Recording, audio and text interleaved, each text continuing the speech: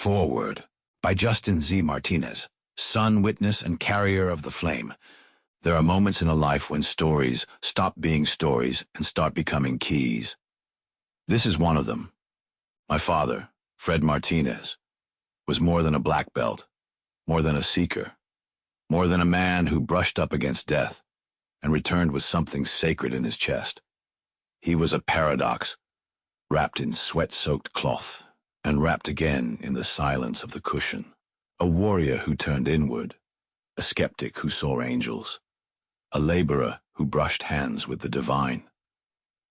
This book is a map, not of places but of thresholds, thresholds between body and soul, discipline and surrender, east and west, life and death.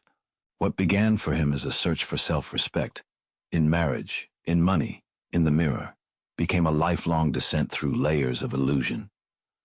Through Zen's blank walls, through breath and burning light, through visions and voids, until he passed through what ancient traditions call the 10th door, the sacred aperture through which consciousness escapes the confines of form. As his son, I witnessed not just his teachings, but the way he wore those teachings, not as dogma, but as lived wisdom. He didn't seek followers. He wasn't interested in being a guru. He was simply trying to understand what was real. And in that pursuit, raw, imperfect, profound, he became my teacher. This is his story.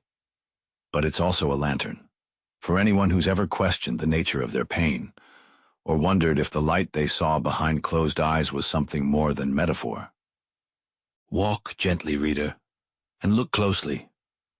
You just might glimpse the outline of your own reflection in the stillness between these pages.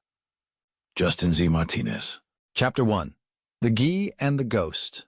The early days of karate in the 1960s. America and the roots of discipline.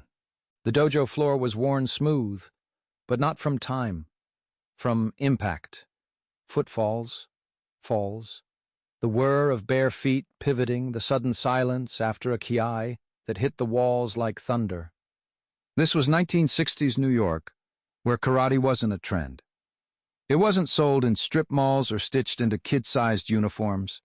It was sweat, grit, and something else. Something like devotion. I was there.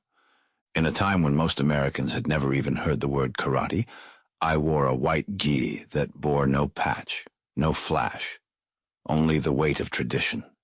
We trained in basements and brick-walled gyms, and there were no trophies, just bruises and clarity. At the New York... Sample complete. Ready to continue?